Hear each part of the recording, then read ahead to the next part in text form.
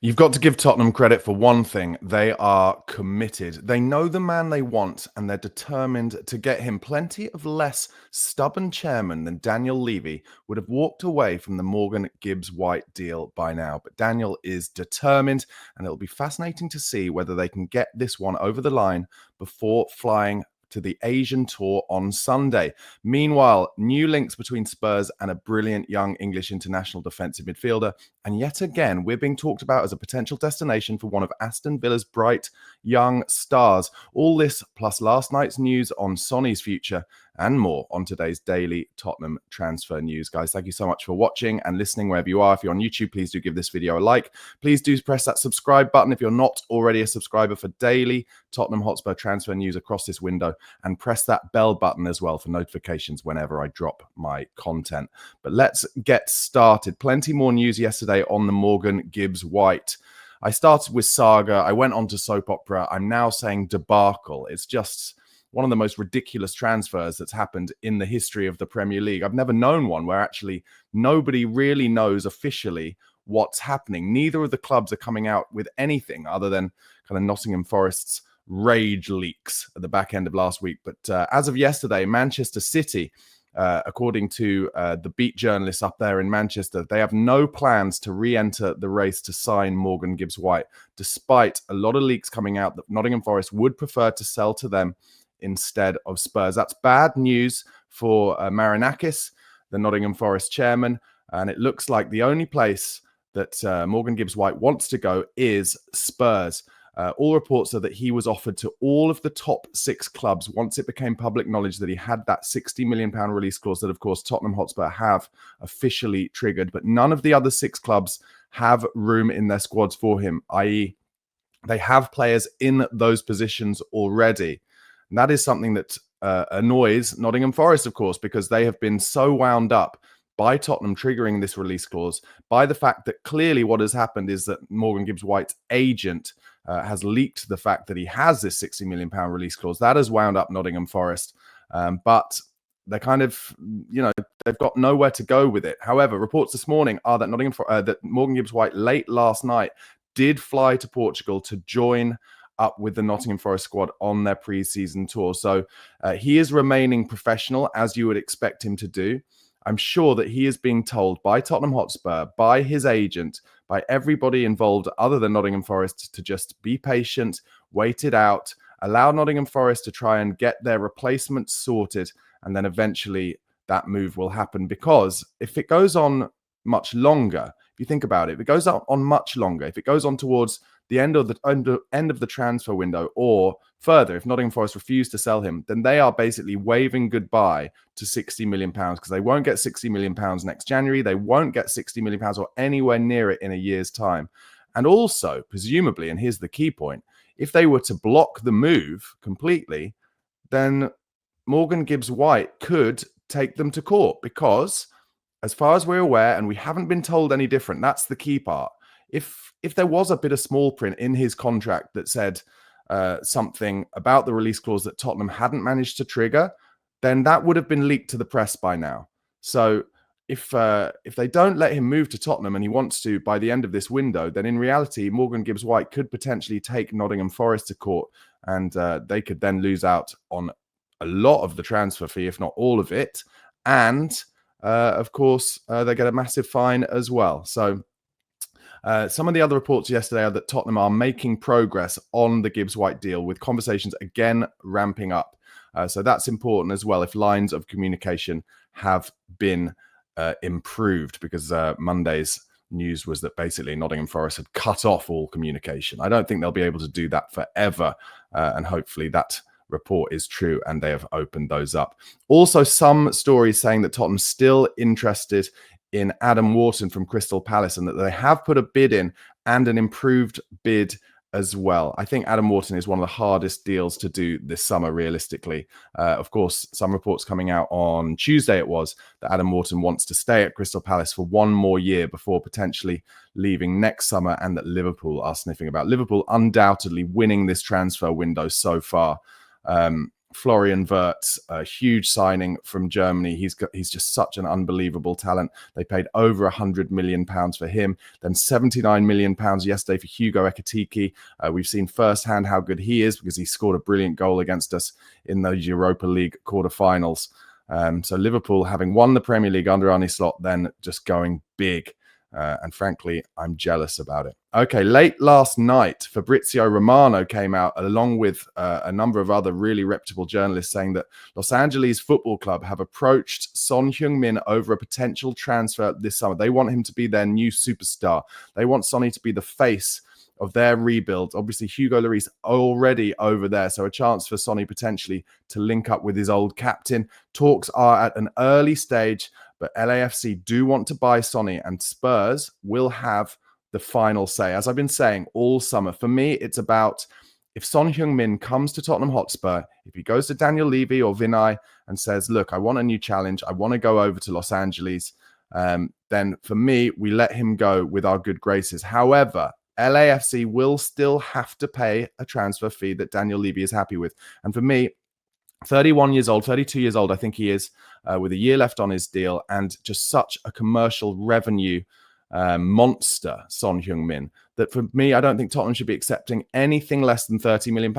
We'll make more than £30 million this year if we keep him in merchandise sales alone. And as grotty as it is to talk like that, unfortunately, we have to.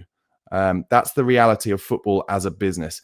Also in these reports are that Thomas Frank will talk to Son Heung-min about his future and what he wants. So it feels like as we build up to this Asian tour, including going to South Korea, which Sonny will be on, which we're leaving on Sunday for, once that tour is over and done with, Sonny's future will be sorted out. Sonny played 45 minutes in that Reading friendly on Saturday. He played the second 45 minutes. He looked rusty, and that is an understatement. So I do wonder with Sonny whether there's a lot going on in his head.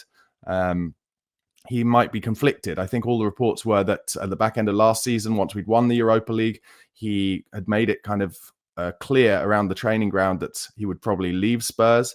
And now with Thomas Frank having come in and maybe a bid from one of the European big clubs that he hoped might come in, a kind of similar move to Robert Lewandowski moving to Barcelona when he was about 34, 35. Maybe with a move like that not kind of materializing at this point, maybe now Sonny is less sure. But yes, LAFC are keen to get him in as their superstar for 2025 and beyond. Let me know in the comments what you want to happen with Sonny. For me, like I said, he's a club legend. It's really up to him. If he wants to stay and see out his last year, absolutely. I think he will offer a great squad rotation option. He may even start the season as the left-sided forward. But if he does want a new challenge, then I think we have to let him go. That's how I feel about it.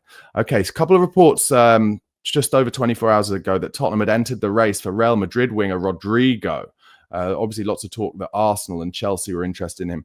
Daniel Levy, apparently, according to a source in Spain, wanting to use his good relationship with Madrid to sign the player for less than the valuation of 90 million euros. However, as of yesterday, and this is classic of the transfer window, Plettigol, the reputable journalist in Germany, has come out saying that the rumours linking Rodrigo to Spurs are wide of the mark. He is not a Tottenham target. For me, just another example of the fact that Tottenham do all of their transfer dealings in the dark these days. It's more often than not that Johan Lange gets his deals done under the radar, and we basically first find out about it when they sign.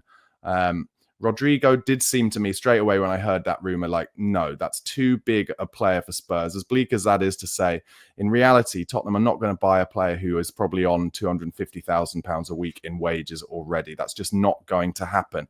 As exciting as it would be. I mean, for the same reason, I don't think South Woolwich Arsenal are going to get Rodrigo either. The thing that really interests me at the moment is it's all gone very quiet on the Eberechi Eze transfer front. Obviously, Spurs were linked with him very heavily earlier in the summer, and I really felt like that was a deal that might end up getting done. But then it came out that Arsenal were interested in him, and Tottenham were then reported to have kind of dropped off their interest slightly. But with Arsenal kind of really beefing up their signings now, in that they've just got Victor Gyökeres over the line. Obviously, they've got Zubamendi over the line, earlier this summer. They've already spent a lot of money. And being linked with Rodrigo, like I said, I wonder if that Eze deal is something that might not happen. And if Crystal Palace do not win their appeal at the Court of Arbitration for Sport over their demotion to the Europa Conference League, will they then look to sell Eberechi Eze? And is it a deal that then Tottenham could take advantage of later in the window, particularly if by that point, kind of maybe say in a month's time, middle of August, if the Morgan Gibbs-White saga is still going on? So Tottenham still looking for potentially, if Sonny were to leave and maybe Richarlison to leave, still looking for forward options. And just over 24 hours ago, Yoan Wissa left the Brentford pre-season tour in Portugal amid uncertainty over his future. Sammy Merkbell in the BBC said that personal terms with Spurs, whose efforts to land Wissa have intensified in the last 48 hours, will not be an issue. Although lots of reports as well that Newcastle have placed a bid for Wissa. So will he end up at Spurs or Newcastle? Brentford looking for over £40 million for him. And they are good at playing hardball, aren't they? Because let's face it, when it came to Bryan Mbeumo, Brentford said to Man United, we want £70 million plus. That's what we think he's worth. He scored 20 goals plus in the Premier League. And Sir Jim Ratcliffe and Man United said, no, we're not going to have our pants pulled down by clubs that we're buying from anymore. And then Brentford just kept saying no. They said, no, we're not going to accept your lowball offers. And United put in 3, 4, 5 offers until eventually they had to go up to £70 million. So with Yoan Wissa, I don't think realistically, even though he's 28 years old, he is in his peak, but quite old for a big signing, certainly for Tottenham's transfer strategy. Brentford want £40 million, and I don't think they'll say yes unless they get that £40 million. I don't think Newcastle and Tottenham will want to go to that height. I think Newcastle's first bid was maybe £25 million. So that's another one, Yoan Wissa, that could run and run. Let me know in the comments, is he a player you'd like to see at Spurs? Do you think he could run the channels and really do a great job in that forward line? Another player that Spurs I've been interested in since last January, but the rumours are ramping up, is Manchester United's defensive central midfielder, Kobbie Mainoo. Actually, to be fair, maybe I'm doing him a disservice. He can play in kind of the 6 or the 8, and actually Ruben Amorim has also played him in the 10. But Mainoo would represent pure profit for Manchester United in terms of profit and sustainability rules. And I think that's the reason why he is continually linked with a move away from the club. Man United fans love him. He's done brilliantly when he's played for England. He's an exciting young talent. And the other reason I think there is a lot of interest around him is that he is failing to agree a long-term extension to his Manchester United contract, which expires in 2027. So this really is the summer for United when they could get the most money for Kobbie Mainoo. And he is a real talent. So if Tottenham were in for him, that would be the kind of move that would really excite Spurs fans, I think. It would definitely excite me. And I do think that Tottenham is a great place for young, exciting talent to grow now. So whereas a few years ago, you would think, why would one of Manchester United's best young stars think about moving to Spurs? Well, now with, you saw it yesterday, Rashford getting his move away to Barcelona. Alejandro Garnacho is desperate to leave Manchester United. He actually commented under Marcus Rashford's Instagram post about his move saying, let's go. Like, they don't care about Manchester United, some of these players now. So I do think there is potentially a little chance that Mainoo could be interested by a move to Spurs. That would be a really exciting move. And I would happily see Tottenham go up to 60, 65 million pounds for a player with that much talent. Another player on Spurs' list where the rumour has come back to surface in the last 24 hours or so, we are apparently seriously considering a move for Aston Villa's Jacob Ramsey. Dynamic, creative central midfielder, option valued at about £50 million. Again, another link that comes up because if Aston Villa were to sell him, it would represent pure profit to them, meaning they could put it straight on their balance sheet if they got £50 million or so from another club for Jacob Ramsey. I think that's, again, probably another signing that would come up if the Morgan Gibbs-White deal doesn't go through, but Tottenham getting their ducks in a row, looking at other options just in case Mad Marinakis gets his way.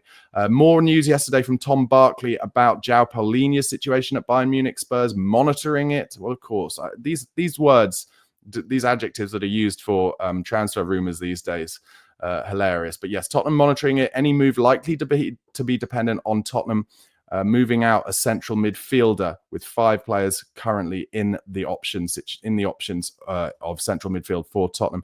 Ibasuma apparently the most likely candidate to depart because his contract expires after this year. Tom Barkley says if Tottenham were to get João Paulinho in, it would be as a loan initially. Bayern are open to talks should a suitable offer arrive for him. He's 30 years old now, Paulinho, and that's according to Plettigol. Several clubs, including Spurs, still interested in Arno Calamuendo from Rennes. They want 30 million euros to 35 million euros for the player. And then just some out news yesterday from Spurs. Ashley Phillips has rejoined Championship side Stoke on loan. That makes sense. Similar to Alfie Dorrington going back to Aberdeen. They both had decent loans there. So go back there and keep growing, keep getting minutes in their legs. Tottenham have added another friendly to the fixture list this Saturday. So Spurs' first team squad will play 2 friendlies. One is against Wycombe Wanderers in a behind closed doors game at the training ground on Saturday morning before they then travel to Luton to play them at Kenilworth Road, and a meeting again with Josh Keeley, of course. The club said both fixtures will be contested by the first team squad, with players divided into 2 groups to compete in the respective games. And Thomas Frank said, "We wanted an extra game in our schedule to give as many players as many match minutes as possible in order to put them in the best position physically." So that'll be interesting. I'm interested to see whether the behind closed doors friendly will be on Spurs play. But anyway, let's see what happens. All right, guys, thank you so much for watching and for listening. Do give this video a like if you haven't already on YouTube. Press that subscribe button for daily Tottenham transfer content throughout this window and all the news and views from White Hart Lane. Do press that bell button so you get a notification whenever my content drops. And also you can listen on the audio platforms if you want to listen to this every day when you're out running or driving. Go to Spotify or Apple Podcasts, type in the Spurred On podcast and give me a follow, a subscribe, or a rating. Enjoy your Thursday. Come on, you Spurs.